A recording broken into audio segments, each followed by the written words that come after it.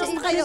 Malakas ba? Malakas? Ate Josel, parang sariwa pa rin mga gulay mo ah. Long time no see ah.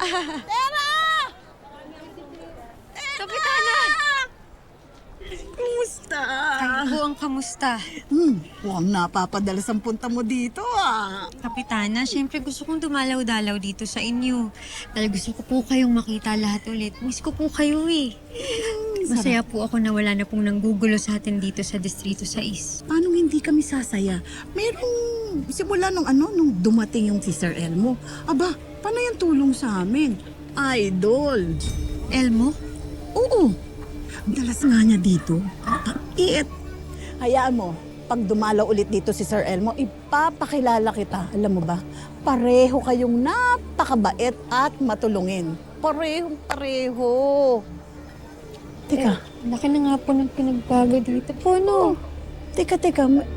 Uy, tingnan mo ang pagkakataon, no? Ayun si Sir Elmo. Dumarating.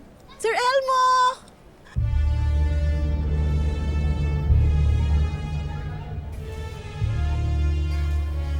Hello, Sir Elmo! Hello, Sir Elmo!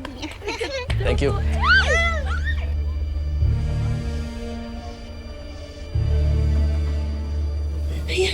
Hi, Kapitana. Hi! Ito si Yuli po. Happy to see me. Thank you. Mas masaya kaming nakita ka. Siya nga pala, si Tera. Isa sa tunay na anak ng distrito. Kagaya mo rin, mabait at matulungin. Hi, Tera.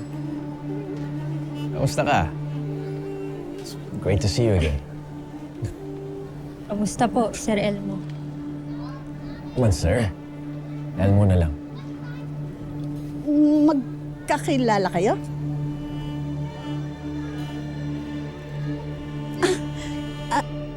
Teka muna.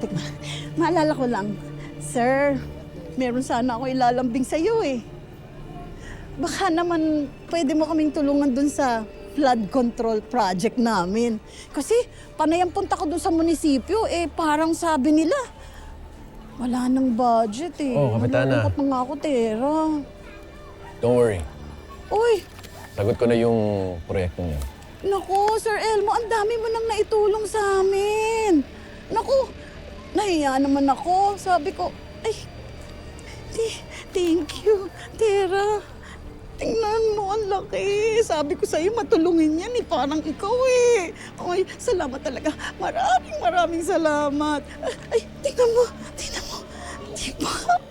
Oh, papagawa na tayo ha. Hindi. Dapat hati-hatiin natin to. Ito, gagawin na natin sa bahay. Salamat. No, you go ahead.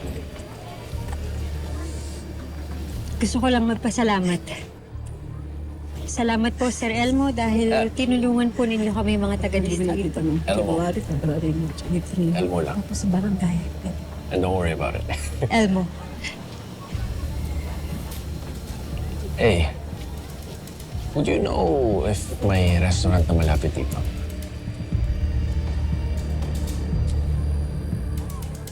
Oo. Oo naman.